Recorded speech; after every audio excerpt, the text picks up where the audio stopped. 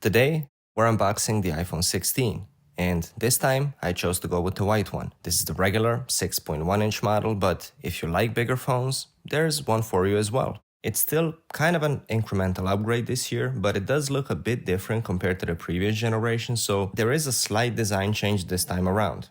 Now, let's open the box up and see what's inside. So, looking at the phone, it actually looks really nice, and I really like this white color. Now, it's a different story with the box. It's as minimal as it ever was. Basically, you get a standard braided USB-C cable, just like on the iPhone 15, and some instructions.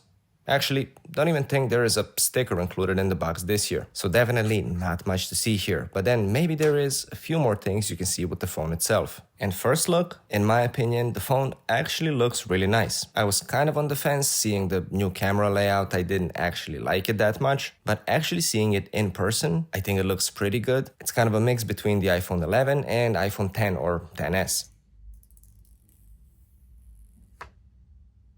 You still get the power button on the right side, but right now there is actually a new button across the whole 16 lineup, and that is the camera control button, of course. We'll have to test it out more to see exactly how useful it is. I might make a dedicated video about it actually, but yeah, from the design perspective, it looks fine. There's also a change on the left side, since there is no more mute switch. Last year, Apple introduced the action button on the new 15 Pro and Pro Max, but this year that feature went down to the regular 16 and 16 Plus, covering the whole lineup. The port on the bottom is still USB-C 2.0, so for data transfers, we're still gonna be getting pretty slow rates. But it was kind of expected from a non-Pro iPhone.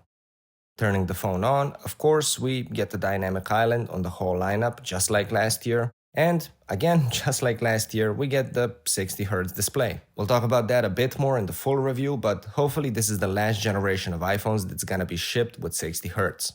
But yes, overall, I feel like this one looks really nice. It feels nice in the hand, it's pretty light. You get the gray or silver aluminum frame with the white version, and I think it complements that white glass pretty well in my opinion. All in all, from the design perspective, actually a pretty decent upgrade, at least by today's standards. It looks and feels really premium so far, but we'll have to test it out way more and see how it does. Video over.